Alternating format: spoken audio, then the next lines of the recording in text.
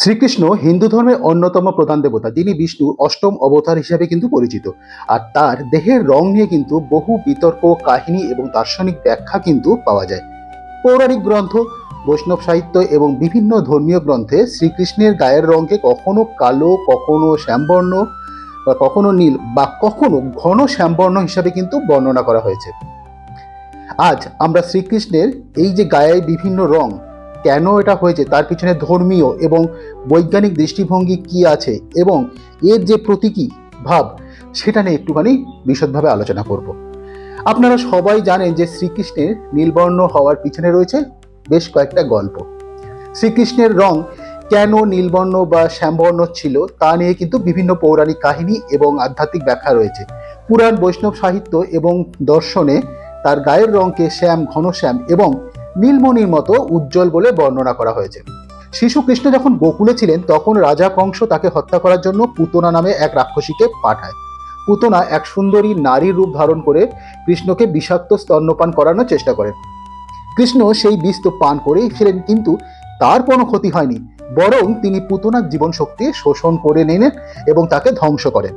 তবে বিশ্বাস করা হয় যে সেই বিষের প্রভাব তার দেহে থেকে গিয়েছিল, যা তার রঙকে গাঢ় নীল করে তুলেছিল।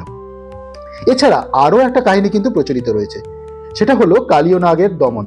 যমুনা নদীতে এক ভয়ঙ্কর বিষাক্ত নাগরাজ কালীয় বসবাস করত, যার বিষে নদীর জল নীলবর্ণ ধারণ করেছিল। একদিন শ্রীকৃষ্ণ কালীয় নাগের ফণায় নৃত্য করেন এবং তাকে পরাস্ত করেন, এবং এই বিশ্বাস প্রচলিত আছে যে কালীয় নাগের বিষাক্ত জলের সংস্পর্শে থাকার ফলে কৃষ্ণের গায়ের রং কিন্তু নীল হয়ে গিয়েছিল। কৃষ্ণকে অনেক সময় সমুদ্র ও আকাশের নীল রঙের সাথে তুলনা করা হয়। সমুদ্রের জল যদিও স্বচ্ছ, তবে তার গভীরতা তাকে নীল রং ধারণ করতে বাধ্য করে।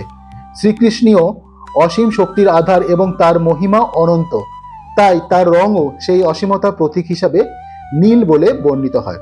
আধ্যাত্মিক ব্যক্তিরা ব্যাখ্যা করেন যে নীল রং হলো মহাবিশ্বের প্রতিফলন, আর কৃষ্ণ হলেন পরম ব্রহ্ম এবং সৃষ্টির কেন্দ্রবিন্দু। ঠিক যেমন মহাশূন্য নীল দেখায়, তেমনি কৃষ্ণের রূপ সেই মহাজাগতিক শক্তির প্রতীক।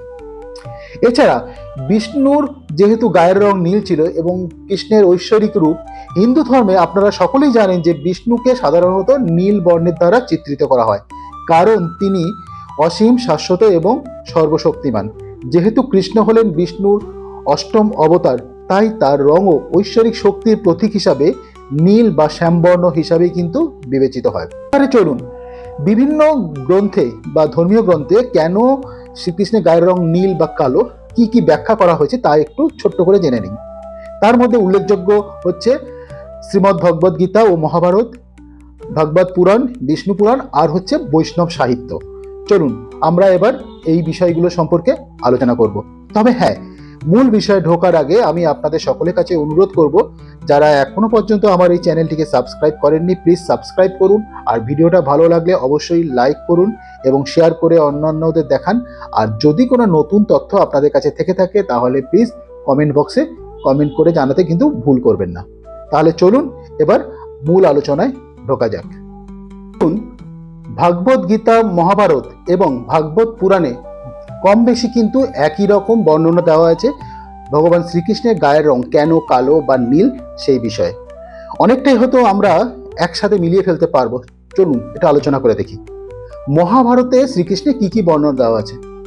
মহাভারতে কৃষ্ণকে শ্যামবর্ণ বলা হয়েছে, যা সাধারণত কালো বা গাঢ় নীল রঙের নির্দেশ করে, তবে এটি প্রতীকী অর্থ ব্যবহৃত হতে পারে, যা তার অসীম শক্তি ও গভীরতার পরিচায়ক। ভগবদ গীতায় শ্রীকৃষ্ণের বিশ্বরূপ দর্শনের সময় তার রং এবং রূপ অসংখ্য ভক্তিমূলক এবং আধ্যাত্মিক ব্যাখ্যা পেয়েছে, যেখানে শ্রীকৃষ্ণের দেহ আকাশের মেঘের মতো গাঢ় বর্ণের বলা হয়েছে, যা একদিকে শ্যাম এবং অন্যদিকে নীলাভ হতে পারে। আর শ্রীমদ্ ভাগবত পুরাণে বলা হয়েছে যে ওকে ব্রহ্মাণ্ডের সর্বোচ্চ শক্তি ও চেতনার প্রতীক হিসাবে বর্ণনা করা হয়েছে। মহাকাশের রং যেমন গাঢ় হয়, তেমনি কৃষ্ণের গায়ের রঙও সেই অসীম মহাশক্তির কিন্তু প্রতিচ্ছবি। মেঘের মতো রহস্যময়তা ও স্নিগ্ধতা। শ্রীমদ্ ভাগবত পুরাণে কৃষ্ণের গায়ের রঙকে ঘন শ্যাম বা বর্ষার মেঘের সাথে তুলনা করা হয়েছে। মেঘ যেমন কৃষকদের তৃষ্ণা মেটায়, কৃষ্ণও তেমনভাবে ভক্তদের জীবনকে প্রেম ও করুণায় পরিপূর্ণ করে থাকেন। আধ্যাত্মিক শক্তির প্রতীক। আর ভাগবত পুরাণে কিন্তু পরিষ্কার বলা আছে যে শ্রীকৃষ্ণ হলেন পরম ব্রহ্ম, যিনি সকল কিছু শোষণ করেন এবং সকল শক্তির আধার। কালো রং প্রতীকীভাবে কিন্তু সমস্ত রংকে আত্মস্থ করতে পারে, যা কৃষ্ণের সর্বগ্রাসী ও সর্বশক্তিমান স্বভাবকে বোঝায়। এবার চলুন কৃষ্ণ নামের অর্থটা একটু বুঝে নিই। সংস্কৃত ভাষায় কৃষ্ণ শব্দের অর্থ হচ্ছে গভীর কালো, আবার এর অর্থ হচ্ছে আকর্ষণকারীও। সুতরাং কৃষ্ণের নাম থেকে বোঝা যায় যে তিনি শুধুমাত্র রঙের দিক থেকেই নয়, তার মহিমা ও প্রেমের আকর্ষণও কিন্তু তিনি অতুলনীয়। শ্রীকৃষ্ণ ছিলেন ভক্তির প্রতীক। ভক্তদের কাছে শ্রীকৃষ্ণের কালো রং মানে তার অন্তর্নিহিত রহস্য ও অপার করুণা। যেমন একটি গভীর কালো রাতের পর ভোরের সূর্য উদিত হয়, ঠিক তেমনি কৃষ্ণের শ্যামবর্ণ ভক্তদের কাছে এক নতুন আশার আলো প্রকাশ করেন। অর্থাৎ গভীর ভাষায় আমি বলতে পারি, প্রতিটা রাতের পরেই কিন্তু রয়েছে ভোরের আলো। তাহলে এক্ষেত্রে আমরা বলতে পারি যে ভাগবত পুরাণ অনুসারে শ্রীকৃষ্ণের কালো বা শ্যামবর্ণ শুধুমাত্র বাহ্যিক রং নয়, এটি তার আধ্যাত্মিক শক্তি, রহস্যময়তা, প্রেম, করুণা এবং সর্বগ্রাসী শক্তির প্রতীক। তার গায়ের রং যেমনই হোক, তার প্রেম ও লীলা যুগে যুগে কিন্তু ভক্তদের হৃদয়ে অমলিন হয়েই থাকবে। বিষ্ণু পুরাণ, চলুন জানা যাক যে বিষ্ণু পুরাণ কি বলছে। এই গ্রন্থ কিন্তু শ্রীকৃষ্ণের গায়ের রং সম্পর্কে ঘন শ্যাম অর্থাৎ কৃষ্ণবর্ণ বা মেঘের মতন গাঢ় রঙের উল্লেখ আছে। আর চলুন যুগ ধর্ম অনুসারে বিভিন্ন অবতারে কি কি বর্ণ আছে সেটা একটু জেনে নিই। সত্য যুগে সাদা, ত্রেতা যুগে লাল, দাপর যুগে কালো বা নীল, আর কলি যুগে হলুদ। আর শ্রীকৃষ্ণ যেহেতু দাপর যুগে অবতীর্ণ হয়েছিলেন, তাই তার দেহ কালো বা শ্যাম বর্ণের। এই যে মহাশক্তির প্রতীক হিসাবে শ্রীকৃষ্ণকে উল্লেখ করা হয়, তার কিন্তু বিশেষ কারণ আছে। কারণ কালো রং কিন্তু সমস্ত রংকে শোষণ করতে পারে এবং তার মধ্যেই ধারণ করতে পারে, যা কৃষ্ণের সর্বগ্রাসী শক্তির প্রতীক। তিনি সমস্ত শক্তির আধার, সমস্ত জ্ঞানের উৎস এবং সমস্ত সৃষ্টি তার মধ্যেই বিলীন হয়। আচ্ছা, এই জায়গাটাতে কোথাও কি আপনাদের মনে হচ্ছে না যে স্টিফেন হকিং এর প্রস্তাবিত ব্ল্যাক হোল, সেখানেও তো বলা হচ্ছে যে সমস্ত কিছু লয় বা আমাদের জগৎ সংসারের সৃষ্টি কিন্তু ব্ল্যাক হোল সেখানে একটা গুরুত্বপূর্ণ জায়গা দখল করে রয়েছে। আচ্ছা, অনন্ত ব্রহ্মাণ্ডের প্রতিচ্ছবি বিষ্ণু পুরাণে কৃষ্ণকে অসীম মহাশক্তির প্রতীক হিসাবে বর্ণনা করা হয়েছে। যেমন মহাশূন্য গভীর কালো, তেমনি কৃষ্ণ অসীম শক্তির আধার। তার রং এই মহাজাগতিক শক্তির প্রতিফলন। কৃষ্ণের গায়ের রংকে কিন্তু বর্ষার মেঘের মতন করুণাময় এবং স্নিগ্ধ হিসাবেও কিন্তু দেখানো হয়েছে। শ্রীকৃষ্ণের বর্ণকে বা গায়ের রংকে বিষ্ণু পুরাণে মেঘের সাথে তুলনা করা হয়েছে।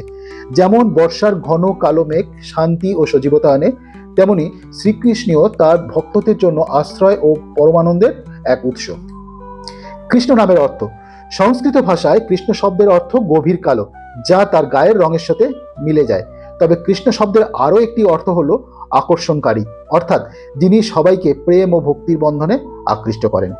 উপসংহার হিসেবে আমরা বলতে পারি যে বিষ্ণু পুরাণ অনুসারে শ্রীকৃষ্ণের কালো দেহবর্ণ কেবল বাহ্যিক রং নয়, বরং তা তার অসীম শক্তি, করুণা, রহস্যময়তা ও সর্বগ্রাসী মহিমার প্রতীক। তার রূপ যেমনই হোক, তিনি যুগে যুগে ভক্তদের হৃদয়ে চিরস্মরণীয় হয়ে থাকেন। এবার চলুন বৈষ্ণব সাহিত্যে কি বলেছে তা একটু জেনে নেওয়া যাক। চলুন আমরা দেখে নিই যে বৈষ্ণব সাহিত্যে শ্রীকৃষ্ণের গায়ের রং কালো হওয়ার কি কি বর্ণনা দেওয়া আছে।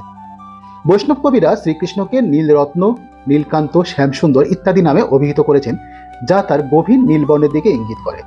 আর বৈষ্ণব সাহিত্য অনুসারে শ্রীকৃষ্ণের কালো দেহবর্ণের কারণ, বৈষ্ণব সাহিত্য বিশেষ করে জয়দেবের গীতগোবিন্দ, চৈতন্য মহাপ্রভুর ভাবধারা, সুরদাস, মীরাবাই, বিদ্যাপতি ও অন্যান্য বৈষ্ণব কবিদের রচনায় শ্রীকৃষ্ণের গায়ের রঙকে শ্যাম, ঘনশ্যাম এবং নীলমণির ন্যায় উজ্জ্বল বলে বর্ণনা করা হয়েছে। এই সাহিত্যে শ্রীকৃষ্ণের কালো বা নীলাভ রঙকে গভীর আধ্যাত্মিক এবং প্রতীকী অর্থে ব্যাখ্যা করা হয়। এক নম্বর হচ্ছে প্রেম ও আকর্ষণের প্রতীক। বৈষ্ণব কবিরা বলেছেন শ্রীকৃষ্ণের শ্যামবর্ণ মানে তিনি এক পরম পুরুষ, যিনি তার ভক্তদের হৃদয়ে গভীর প্রেম ও আকর্ষণের জন্ম দেন। যেমন চুম্বক সবকিছু নিজের দিকে টানে, ঠিক তেমনই কৃষ্ণ ভক্তদেরকে প্রেমে আবদ্ধ করেন। শ্যাম সুন্দর মধুর মোহন, কৃষ্ণ বিনা দয়ালু আছে কজন, বৈষ্ণব পদাবলিতে ঠিক এমনটাই লেখা রয়েছে। 2 নম্বর হিসেবে বলতে পারি অনন্ত রহস্য ও গভীরতার প্রতীক। কালো রং সাধারণত রহস্যের প্রতীক। কৃষ্ণের শ্যামবর্ণ বোঝায় যে তিনি অনন্ত রহস্যে ভরা, তাকে সম্পূর্ণভাবে বোঝা যায় না। তার লীলা যেমন অন্তহীন, তেমনি তার রং গভীর ও অপার। আবার কোথাও এটাও বলা আছে যে বর্ষার মেঘের মতন শীতল ও শান্তিদায়ক শ্রীকৃষ্ণের গায়ের রং। অনেক বৈষ্ণব কবি শ্রীকৃষ্ণকে বর্ষার ঘন মেঘের সাথে তুলনা করেছেন, যা শ্যামবর্ণ ও শীতলতায় ভরা। যেমন বর্ষার মেঘ কৃষকদের আশার আলো দেয়, তেমনি কৃষ্ণ তার ভক্তদের আনন্দ ও শান্তি প্রদান করেন। ঘনশ্যাম নীলকান্ত মোহমধুর রূপ, যার দর্শনে ভক্তির হৃদয় হয় আনন্দরূপ।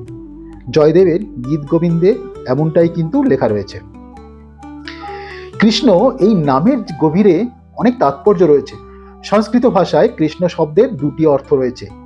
এক হচ্ছে গভীর কালো, যা তার শ্যামবর্ণকে বোঝায়, আর দুই হচ্ছে আকর্ষণকারী, যা তার ভক্তদের প্রতি অমোঘ আকর্ষণকে নির্দেশ করে। বৈষ্ণব কবিরা বিশ্বাস করেন যে কৃষ্ণের কালো রং মানে তিনি সকলকে আকর্ষণ করেন এবং তার প্রেমে আবিষ্ট করেন। কৃষ্ণের রং তার সর্বগ্রাসী প্রকৃতির প্রতীক। কালো রং সব আলো ও বর্ণকে শোষণ করতে পারে। তেমনি কৃষ্ণ সমস্ত গুণ ও শক্তির আধার, তিনি সকলকে আপন করে নেন, তাই তার রঙও সর্বগ্রাসী শ্যামবর্ণ। শ্যাম রং মধুর প্রেমে আকর্ষণ, কৃষ্ণ বিনা অন্য কে দয়ামন। অর্থাৎ বৈষ্ণব সাহিত্য থেকে আমরা এটা বুঝতে পারি যে শ্রীকৃষ্ণের কালো বা শ্যামবর্ণ কেবলমাত্র শারীরিক সৌন্দর্যের বিষয় নয়, এটি তার প্রেমময়তা, রহস্যময়তা, আকর্ষণ শক্তি এবং সর্বগ্রাসী শক্তির প্রতীক। চলুন কৃষ্ণের এই গায়ের রং কালো হওয়ার পিছনে বৈজ্ঞানিক ও মনস্তাত্ত্বিক ব্যাখ্যা কী কী রয়েছে। শ্রীকৃষ্ণের গায়ের রঙকে ধর্মীয় দৃষ্টিকোণের পাশাপাশি মনস্তাত্ত্বিক এবং বৈজ্ঞানিক দৃষ্টিতেও কিন্তু ব্যাখ্যা করা যেতে পারে। কালো রঙের প্রতীকী অর্থ বা নীল রঙের প্রতীকী অর্থ। নীল রং আকাশ ও সমুদ্রের রং নীল, যা অসীমতা এবং অপরিসীম শক্তির প্রতীক। কালো বা শ্যামবর্ণ শক্তি, গভীরতা, রহস্য এবং সর্বগ্রাসী শক্তির একটা প্রতিফলন। 2 নম্বর হিসাবে আমরা বলতে পারি যে ভারতবর্ষে কৃষ্ণবর্ণ মানুষের আধিক্য। প্রাচীন ভারতের জনগোষ্ঠীর মধ্যে গাঢ় শ্যামবর্ণ বা নীলাভ কৃষ্ণবর্ণের লোক বেশি পাওয়া যেত। শ্রীকৃষ্ণের নাম ও বর্ণনা এই বাস্তবতার প্রতিফলনও হতে পারে। লাইট অর্থাৎ আলোক বিজ্ঞানের হিসাবে যদি ব্যাখ্যা করি, নীল রং সাধারণত ছড়িয়ে পড়া আলো দ্বারা দৃশ্যমান হয়। মহাশূন্য বা সমুদ্র দূর থেকে নীল দেখায়, কারণ তারা অধিকাংশ আলোক শোষণ করে, শুধুমাত্র নীল আলো প্রতিফলিত করে। এটা কিন্তু আমাদের মডার্ন ফিজিক্সের আলোক তত্ত্বে প্রমাণিত যে আমি যখন যেই রংটা দেখব, কোনো বস্তু অন্য সব রং শোষণ করে নেবে, শুধুমাত্র সেই রংটাকেই আলো হিসাবে আমাদের চোখে প্রতিফলিত করে, যার জন্য আমরা সেই রংটাকে দেখতে পাই। শ্রীকৃষ্ণের গায়ের রঙকে এমন একটি মহাজাগতিক ব্যাখ্যার সাথে তুলনা করা যেতে পারে। এবার চলুন আরও একটু জেনে নেই যে মায়াবাদ ও ব্রহ্মতত্ত্ব কি বলে। অদ্বৈত দর্শনে শ্রীকৃষ্ণের রূপ বা ঈশ্বরের রূপ কল্পনার অতীত, তবে শ্রীকৃষ্ণের শ্যামবর্ণ তার মহাজাগতিক রূপের প্রতীক হতে পারে। কালী বা কৃষ্ণ শব্দের তাৎপর্য। সংস্কৃত শব্দ কৃষ্ণ মানে গভীর কালো বা আকর্ষণকারী। কৃষ্ণের রূপের সৌন্দর্য এতটাই মুগ্ধকর ছিল যে তার দেহবর্ণ নির্বিশেষে তার প্রতি আকৃষ্ট হতো। কৃষ্ণের রঙের সঙ্গে প্রকৃতির সংযোগ।